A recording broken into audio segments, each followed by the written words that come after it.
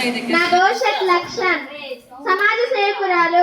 గౌరవనీయులైన ప్రధాన ఉపాధ్యాయులు గారికి, ఉపాధ్యాయులు మరియు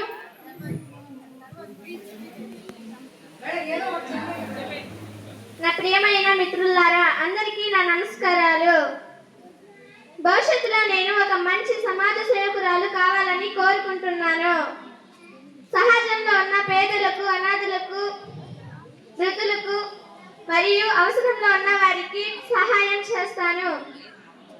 ఆపదలో ఉన్న ఆర్థిక ఇబ్బందుల వల్ల చదువులేని పిల్లలకు విద్య అందేలా చేయాలని నా కోరిక.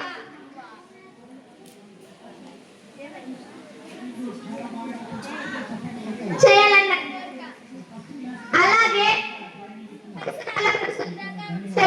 మొక్కలను నాటడం, పర్యావరణాన్ని కాపాడడం